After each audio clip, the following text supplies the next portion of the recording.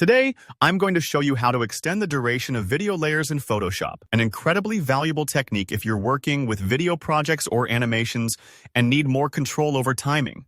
By the end of this tutorial, you'll feel confident adjusting the playback length of any video layer so your edits sync up perfectly with your creative vision.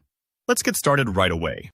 The first thing you'll want to do is open up your project in Photoshop and make sure you can see the timeline panel. Just go up to the top menu and select Window, then Timeline. Don't worry if the panel doesn't show up immediately. It might take a second depending on your computer's speed. The timeline panel is essential whenever you're working with animation or video in Photoshop because it lets you manage all the motion and timing in your project visually. Now, inside the timeline panel, you'll notice there are two different animation modes: frame animation and video timeline.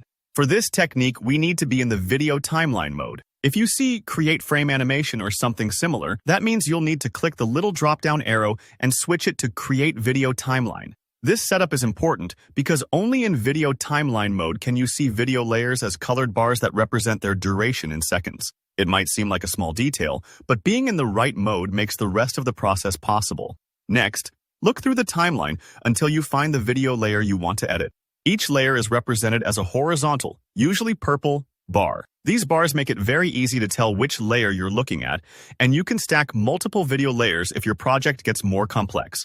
If you have a lot of layers, take a moment to double-check you've got the right one. Sometimes a quick preview helps to make sure. Here's the main trick.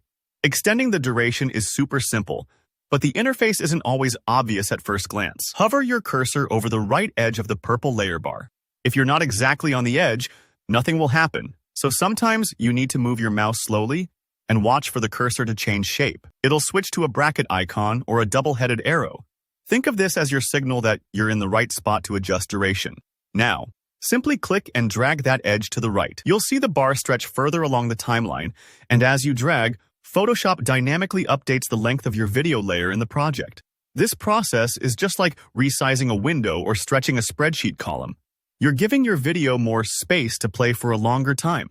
If your video clip was ending too soon before, now it'll stay on screen for however long you need. One thing to note, sometimes the source video itself might put a limit on how much you can extend, especially if you imported a specific trimmed segment. But for most general cases, this dragging action is all you need to synchronize visual elements, match narration, or create slower transitions. And if you make a mistake or drag the edge too far, don't worry. You can simply click and drag it back to where you want or use the undo shortcut, Ctrl+Z or Cmd+Z to revert any recent changes.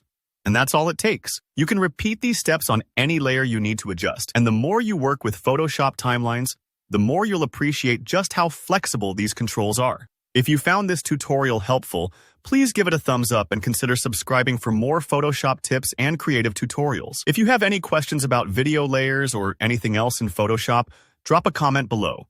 I always try to check in and help out. Thanks for watching, and I'll see you in the next video.